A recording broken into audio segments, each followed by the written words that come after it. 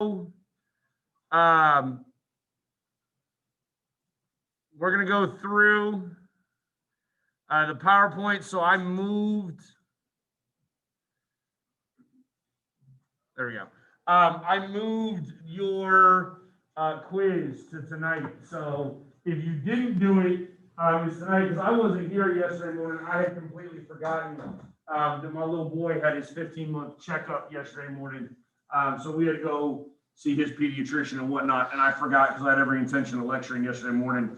And then just because I'm a man, my wife reminded me like 7 times. And then I finally was like, oh, okay, I'm not going to be there Monday morning. So your quiz got moved to tonight. Your short response that was tonight got moved to tomorrow night. Okay. And then you've got a test on Friday. Yes, we're aware. Wonderful. Okay, so your test on Friday is only over chapters 9 and 10. This is a smaller content area again, or smaller amount of content. What we're going to look at today is really like Jacksonian democracy, right? Like this is the title of the unit, or this is how I titled the unit. Because Andrew Jackson is a really, really significant individual, right, in terms of American political culture. So, first, you need to understand, so Jackson is going to take over in 1828, right?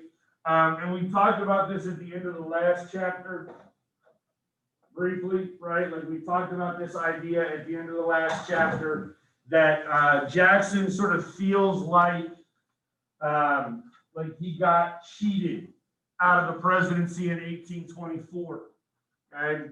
And Jackson takes over a nation that is, it's still rapidly growing, right? We've seen massive expansions in terms of population. Obviously, we've seen massive expansions in terms of land mass with things like the Louisiana Purchase. But we also have some significant economic issues that are arising in terms of Jacksonian democracy because we're beginning to become sort of more of a capitalistic, mercantilistic society, right? Like we're buying and selling things rather than sort of the old school sustenance farming, which has led to an issue within farming. Excuse me for a second. Good morning, Baker.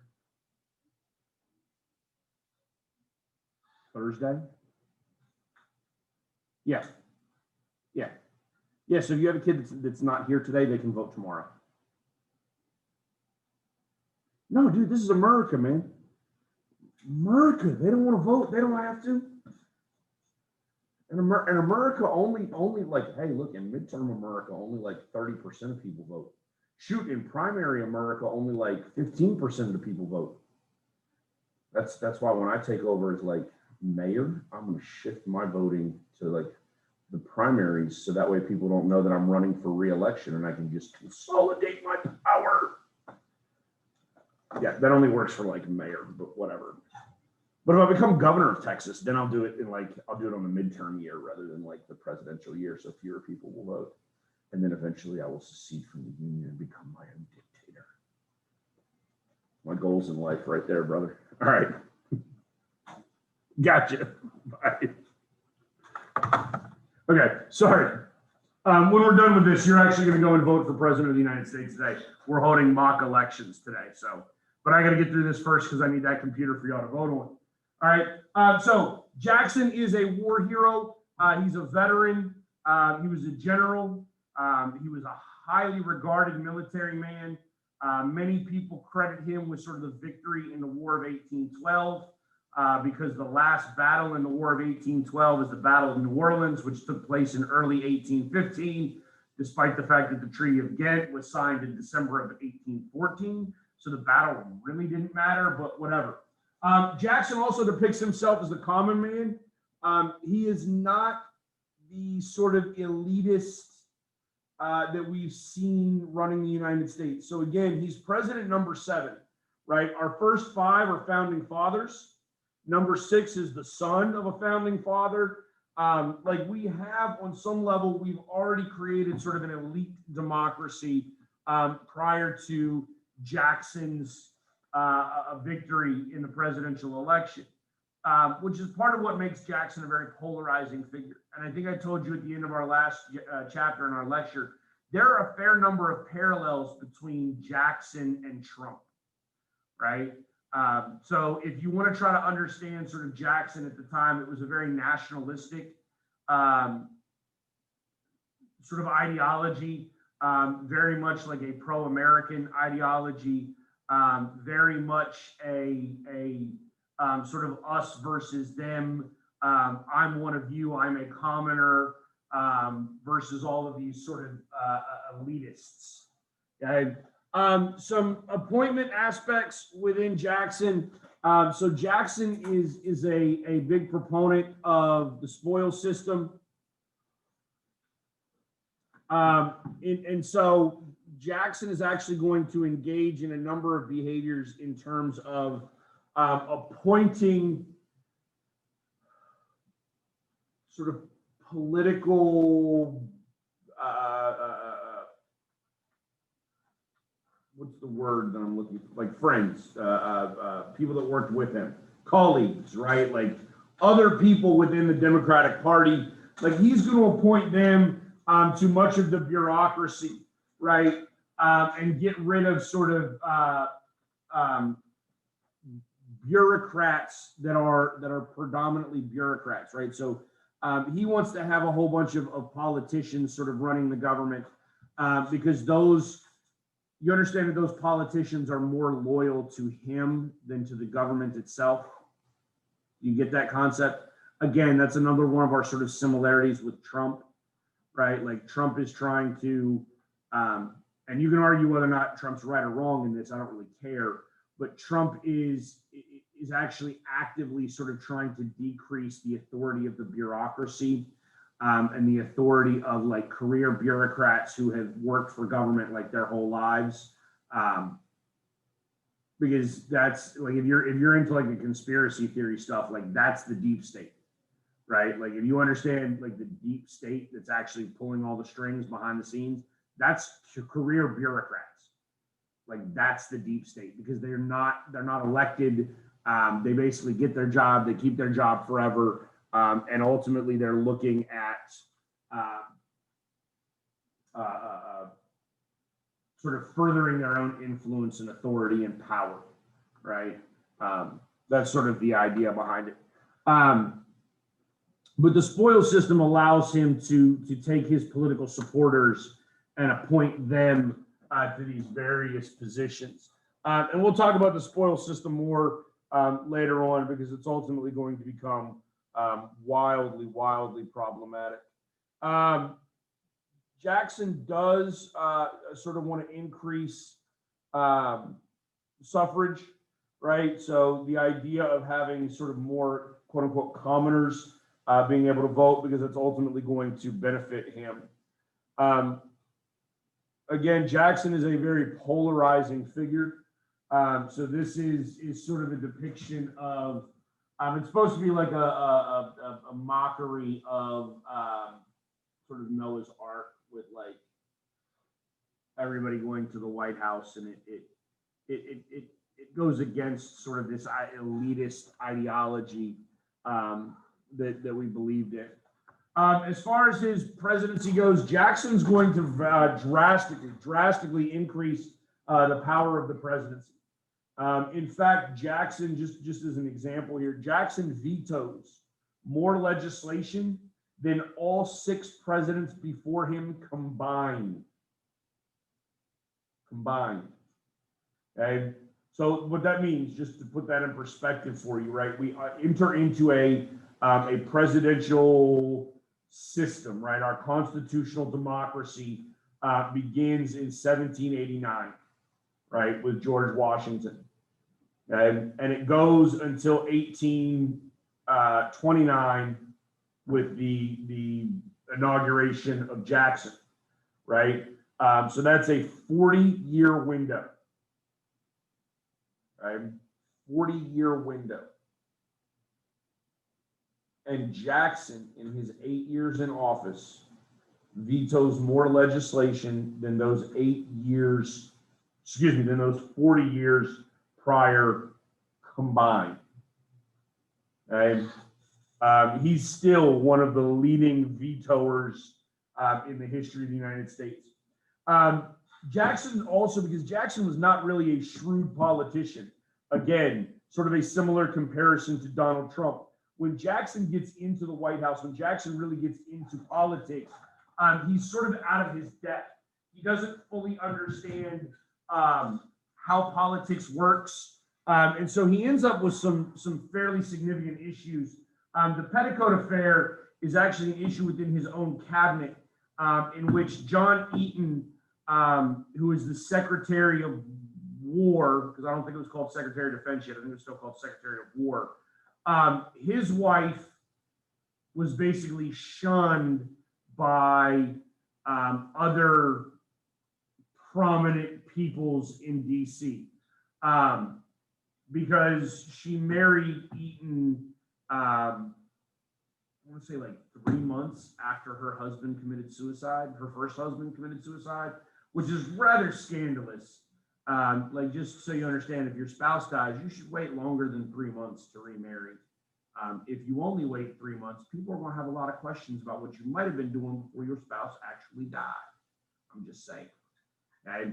And you have to understand that this is a period of time in history where sort of decorum and morality and things like that mattered a little bit more than what they do today, right?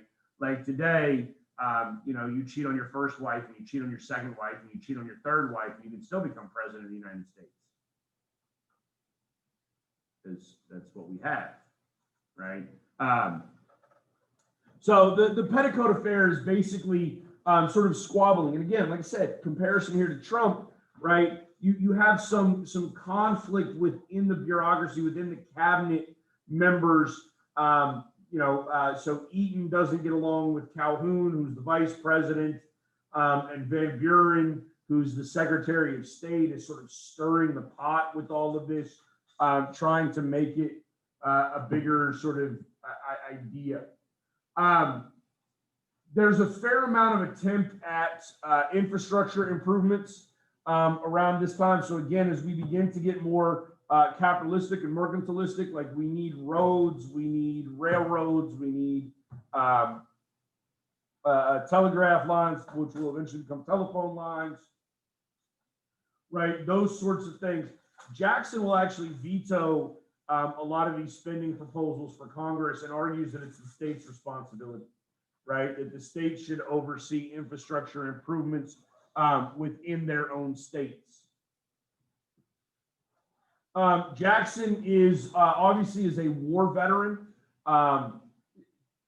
Jackson has very strong feelings toward Native Americans. He does not like Native Americans.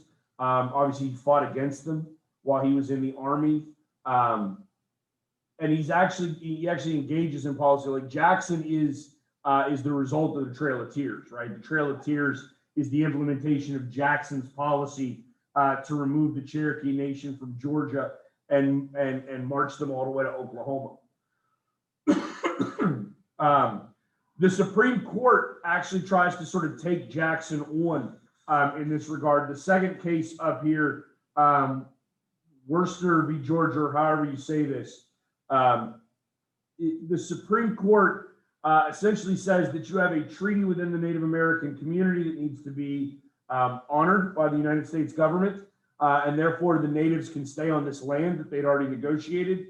And Andrew Jackson looks at John Marshall, because John Marshall is still Chief Justice of the Supreme Court at this point, looks at John Marshall and says, okay, you made your decision, that's great. How are you going to enforce it? You tell me I can't do this, so what? I'm going to do it anyway. And he does. Because ultimately the Supreme Court has no authority to defend its decisions or to implement its decisions, right? Again, if you think about it, you go back to like 5th grade, right?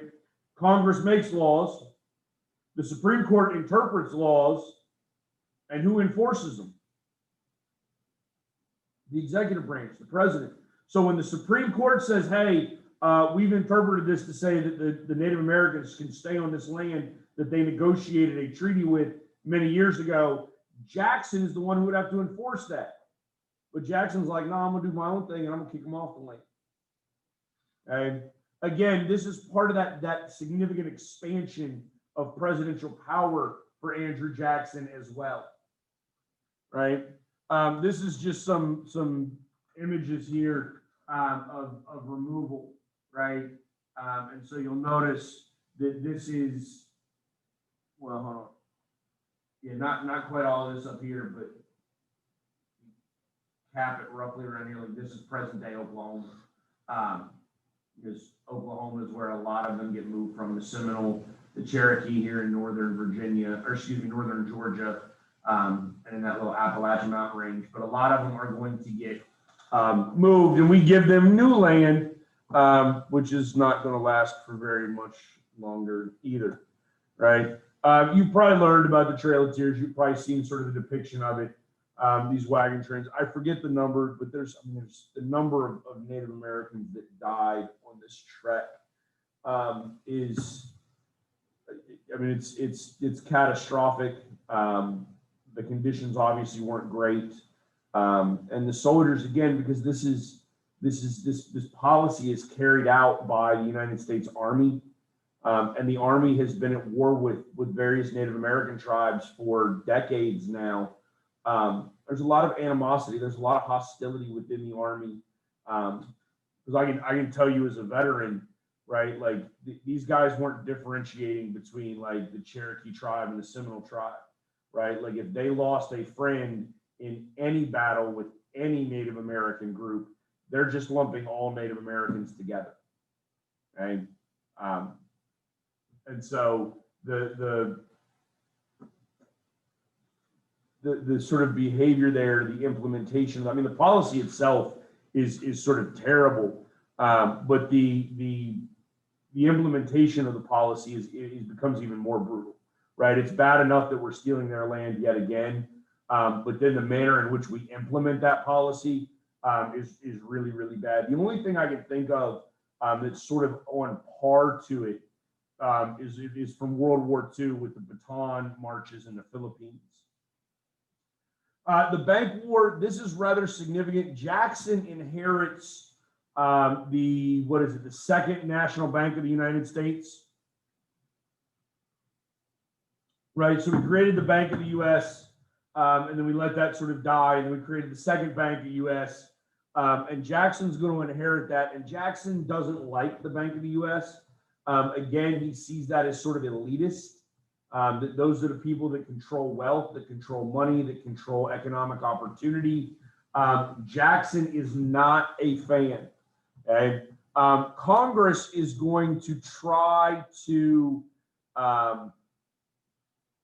recharter the bank, right, to extend its life. And Jackson is seeking a way to try to kill it. Right. Again, ultimately because he sees it as something that's actually detrimental to the common man. And again, he is sort of the common man's president. The little cartoon there is basically like a Hydra. So like Jackson's there with his little sword chopping off heads. But if you know anything from Greek mythology, when one head is chopped off, two more replace it, right? If you don't know anything from Greek mythology, maybe you learned that from like Captain America, the first Avenger, whatever the name of that first one was. No? Hydra? No? No Marvel references. We're not even paying attention. So I just started like being like Bueller. No. We don't understand fair. All right, whatever. Moving on in life. Oh, so ultimately, right, just to finish with the bank, ultimately what happens is this is one of those vetoes that I was talking about, right? So Congress, they do sort of extend the charter of the bank. I mean, they do pass legislation to extend the charter of the bank. Jackson vetoes it. and there are not enough votes in Congress to override the veto. So ultimately, Jackson is successful in that. We do begin to get early sort of issues with the complexity of the Union, the nullification crisis. So we know, hopefully we have just a basic understanding that obviously slavery is what we call the elephant in the room throughout the early 1800s through the first half of the 1800s, right? So for the first half of the 19th century, we operate in a country that allows slavery, which is a gross violation of the Declaration of Independence and the Constitution. And we have a number of northern states by the mid 1800s that have outlawed slavery themselves or that have ended the practice of slavery. And so there's conflicts with the Union basically through everybody's presidency up until Lincoln. But there's also another issue over sort of the fight for supremacy. And you have states, specifically South Carolina, who's going to become sort of the biggest rabble rouser. Like South Carolina is the first state to secede from the Union upon the election of Lincoln. But Calhoun, who was Jackson's vice president, right?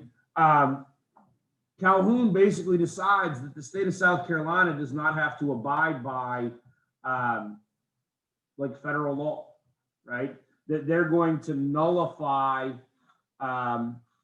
federal law, right? They're going to nullify specifically an act of Congress that implements a tax that they don't like. And so that's a fairly big issue. And then the Webster-Hine debate is just furthering sort of the North-South divide and the issues over slavery, and then issues over, again, sort of concepts of federalism, right? And Michaela knows what federalism is. The rest of you will learn it in detail when you get into government next year. Oh, no, I guess Zach knows too, because he's taking government. But federalism is sort of the division of power between the state and national government, right? So does South Carolina, for instance, do they have the authority to nullify national law that they don't like, or to simply not enforce national law within their state boundaries that they don't like? And then this Webster-Hine debate sort of furthers that concept as to what states can and cannot do as it pertains to the national government. Does the national government have the authority to regulate things like slavery, or is that a states' rights issue, or whatnot? And this is just a depiction of the debate. The Congress is going to get real entertaining here as people get more and more animated as we get closer and closer to the Civil War. All right. The election of 1832. So again, this is Jackson seeking re-election. You have some significant advancements in this in terms of the idea of campaigning.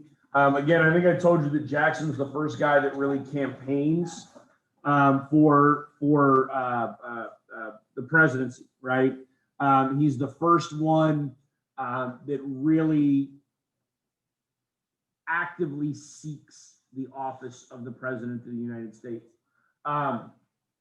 Because of some of the scandals that affected his first term, he's going to end up with like a new cabinet, sort of a whole new group of people. Again, sort of another parallel with the Trump administration, where you've seen a significantly high turnover in the cabinet level positions, whether that's chief of staff. We're on our second attorney general. We're on our at least our second secretary of defense. We're on our second secretary of state. I mean, we've had a fair amount of turnover in the Trump administration as well. You do have sort of the anti-Masonic party that shows up. although for the most part, we're going to end up in a period of sort of Democratic dominance for a while. There's not really a true party challenge to Jackson at this case. So you do have some what we would refer to today as like third party challengers, but ultimately not a big issue. All right, this is just a sort of a propaganda, for lack of a better term, right? Like an ad trying to advocate for nullification. And again, the nullification crisis itself, right? So it becomes a rift with Calhoun and South Carolina. Jackson, again, because Jackson is very authoritarian, Jackson is going to have sort of a very, very strong response to this. Because Jackson sees the national government and specifically his authority as president of the United States as being almost absolute. I think in one of these earlier slides you might have noticed, but there's a depiction of Andrew Jackson wearing like a crown and whatever that like cape, you know what I'm talking about, like the cape that a king wears, like that big garment that goes over his shoulders. Like there's a depiction of that as Andrew Jackson. Jackson is sometimes referred to ironically or negatively in sort of negative political cartoons and whatnot as King Andrew Jackson, because he does sort of see himself as having that much authority, right? But again, the people sort of love him. The people like Jackson because, again, they see him as sort of being a commoner. They see their own sort of political opportunities being more realistic than what they had been under this period of sort of elitist elitist government that we've had for a long time, right? Our politics are fairly contentious at the time. So again, Jackson deals with some significant backlash, a number of people that are actively trying to diminish his presidency. Obviously, we still have the issue over slavery and whether or not slavery should or should not be permissible in the United States, or whether individual states have that authority. The removal of government deposits. This is one of the ways where Jackson is trying to kill the Bank of the U.S., which would be U.S.'s Bank of the United States, right? But by removing governmental deposits to the bank, that's going to weaken the bank. Some of what Jackson does, some of these fiscal policies, and fiscal policies are governmental policies that pertains to like taxing and spending. They're actually sort of detrimental to the welfare of the economy. And the economy under Jackson's term becomes very sort of volatile, right? We have lots of booms and busts because the market's not really sure how to react. Right, the market is uncertain, and uncertain markets or volatile markets are not good for sort of sustained economic growth. Right, they look a little bit more like an EKG than sort of your radio wave type concept that you generally want in an economy. You understand those two visuals that I just, like, y'all know what an EKG is? A couple of you do. Right, that's the little thing that like monitors your heart, right? And it's like a needle that spikes like just up and down and up and down because your heart's constantly beating, right? So that needle spikes up and down and up and down, right? That's what an EKG looks like. A radio wave, right? A radio wave is more of your sort of rolling idea. That's what we're looking for in terms of economic growth. 5 minutes? Yeah, then you cross it out. Okay. Thank you. All right, the election of 1836. So Jackson basically picks, in 5 minutes, you can go. Jackson picks, you're gonna have to move your car. Probably because of the construction that's starting out back, you'll have to move your automobile. That you're not in trouble. No, they're just gonna give you a new parking permit. Oh, wait, like for the year? Yes, for a long, for the year, because that little multi-purpose room is not gonna be done before the end of the school year.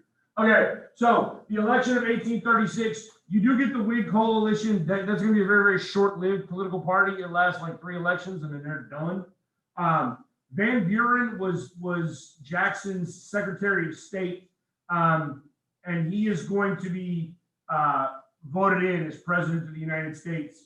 But in reality, like once you get past Andrew Jackson, none of the presidents really matter until you get to Lincoln. Congress is going to sort of exert control because Van Buren is not Jackson. Van Buren, like Jackson was a pretty big dude, so he was fairly like physically imposing as well. Van Buren is not, and he doesn't command the same level of like respect and authority that Jackson does, right? And so he takes over and is ultimately sort of a like a do-nothing president. And Jackson's a little disappointed in that. He lasts 1 term, and then in 1840, you get William Henry Harrison, who was elected. And Harrison, again, they sort of begin to campaign for this. Yeah, you can go ahead and go, Nico. They're campaigning for it, right? So Tippecanoe and Tyler too is the little slogan. Tippecanoe was a military battle, and William Henry Harrison is again a military general, right? So they're looking at trying to I would almost say undo sort of the legacy of Jackson. But they do try to make Harrison look Jackson-esque in terms of getting him elected, right? Like they try to make Harrison look more like a man of the people. Anybody know anything fascinating about William Henry Harrison? He served for the least amount of time of any president in the United States. He lasted like 3 months and then he died. Yeah. Because he decided to give his inaugural address without a coat in like 40-degree freezing rain and caught pneumonia and died like an idiot. Okay. So Jackson's legacy, one of the ideas that Jackson's legacy is going to sort of cement, and like I said, you're going to get the Whigs that arise at the end of Jackson's tenure. They don't last long, but they're going to be replaced by the Republican Party. And so you really do have sort of the creation of the foundations of our 2-party system in American politics as a result of Jackson, because you get some people that will coalesce or they'll join together in order to defeat somebody like Jackson that they see as being wildly detrimental to the welfare of the nation, right? And again, if you take my dual government class next year, you'll learn, right? This is the 2-party system, and Jackson's sort of impact on the 2-party system is how you end up with people voting for somebody they don't really like, right? Like you're gonna have all kinds of people that go out and vote for Joe Biden and they hate Joe Biden.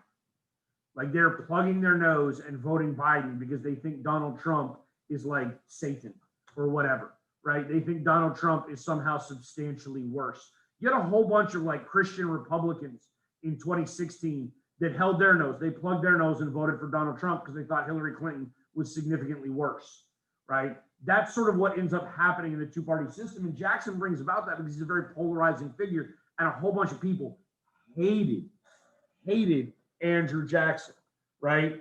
And then you do get this idea of sort of Republican virtue and sort of what power of the people means, and trying to decrease the legacy of the presidency, all right? Or excuse me, the power of the presidency that was supposed to be part of Jackson's legacy, right? Like Jackson expands the power of the presidency. And then again, it'll shrink back after Jackson leaves. And that's sort of the end of it. All right, so that's the end of this. You've got a quiz tonight. What I need you to do is come and vote, and the board is off. You're gonna come vote up here, right? Let's stop sharing.